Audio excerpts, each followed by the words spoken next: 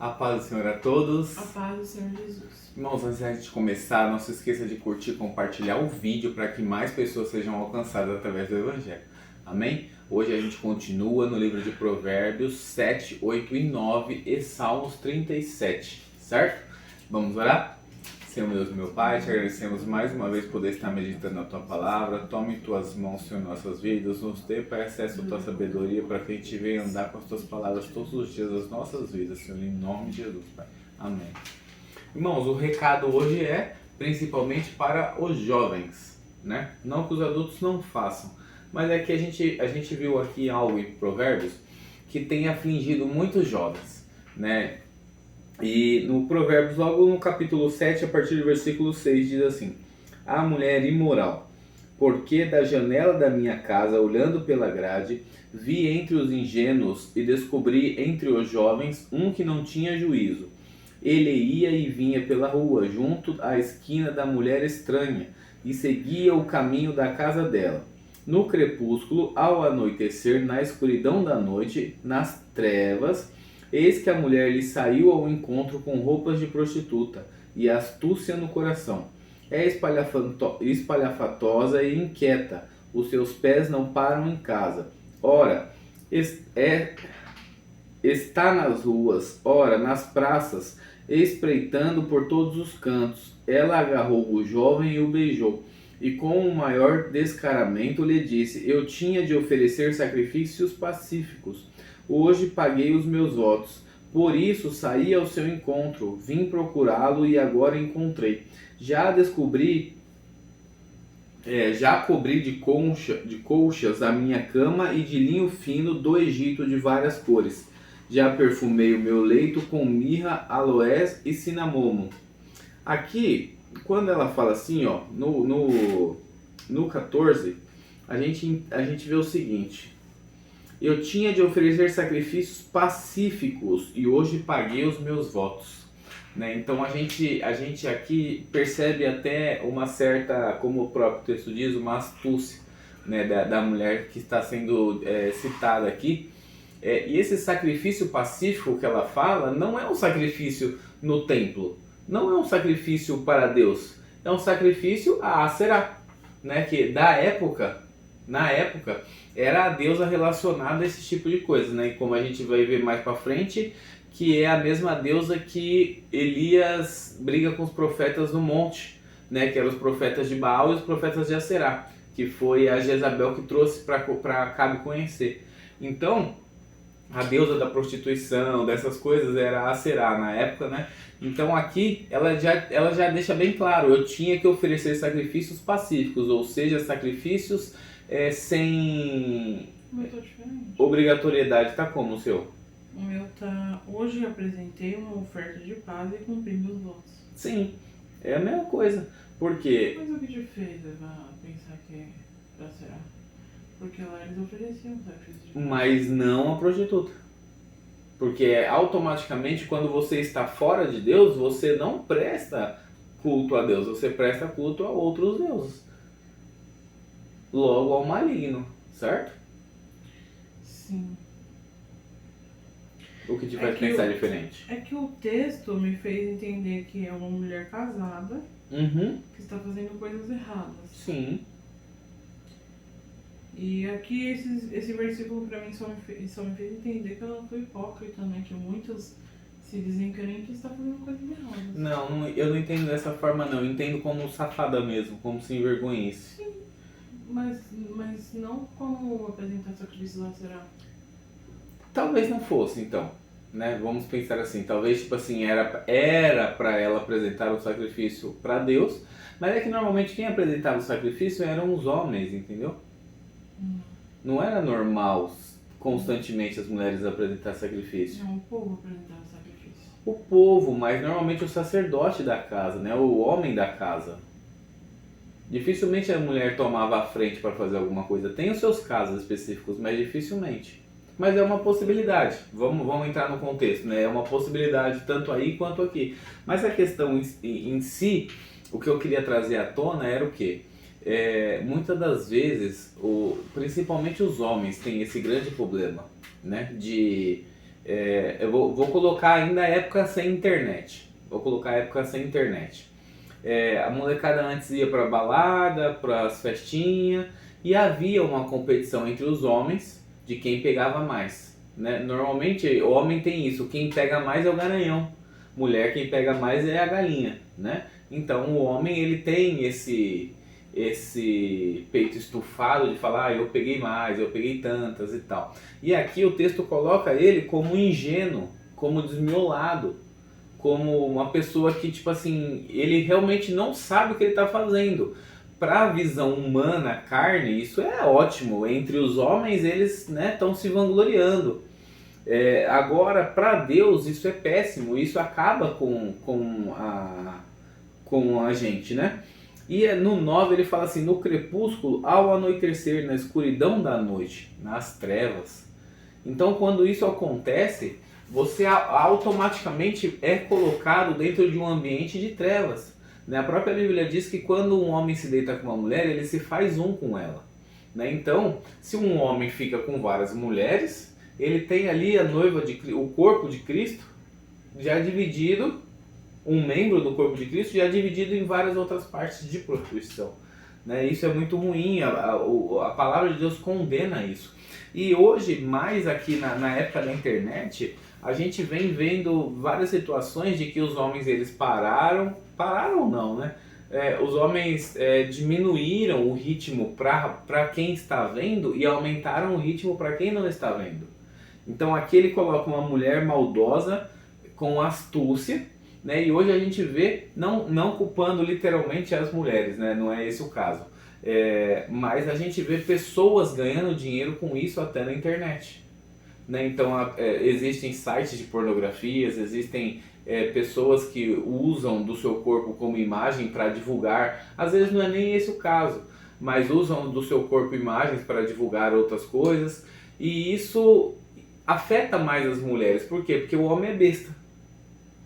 Então o diabo, quando ele pega uma mulher assim mais descabeçada, vamos dizer assim, ele se aproveita da situação para pegar vários outros idiotas e se perderem, como fez Sansão, por exemplo. A palavra vai dizer que Sansão tinha várias mulheres que ele podia escolher dentro da sua tribo, né, da tribo de Dan, se eu não me engano, né? Mas que fosse entre as outras 11. Tinha um monte de mulher ali que ele podia escolher, mas ele foi xeretar com uma mulher que não era para ter xeretado. E aí que acontece a decadência de Sansão. E aí, um pouco mais para baixo vai dizer, que eu presto atenção nisso no quesito pecado, no 16, já cobri de colchas a minha cama, de linho fino do Egito. O Egito ele é muito relacionado ao pecado, porque no Egito eles não tinham o Egito ele era depravado, como os outros reinos também, né? Eles prestavam cultos a outros deuses, mas ele é também um pouco relacionado ao pecado. Tanto que o próprio Salomão, ele começa errando quando ele já toma uma mulher do Egito e traz para dentro do reino, né? Então, aqui também fala do linho fino do Egito, ou talvez fosse assim, cobrir minha cama das perversidades do Egito, né? Então isso é mais um ponto que a gente vê que o pecado ele floresce muito nas trevas, ele tem a sua astúcia de pecado já de muito antigamente, ele pega o lado mais fraco, que é o homem, que é o lado mais fraco para traição, para prostituição, para a mulher, né? O fato é esse. Adão pecou, não vou usar o caso que é errado, mas vai. Adão ouviu Eva, sendo que era para ele ser a cabeça, e ele caiu. Sansão deu ouvido para Dalila, caiu. Né? Salomão teve sua perdição por ter pegado mulher que não era para ter pego. Davi pecou porque olhou para a mulher. Acabe pegou a mulher errada, foi levado ao pecado. Então a gente vê diversas... Aí Paulo vai dizer assim, é melhor que fique solteiro. Porque você não sabe se é bom relacionado. Se você for bem relacionado, aí Paulo vai instruir, se eu não me engano, Timóteo, que seja o varão de uma mulher só.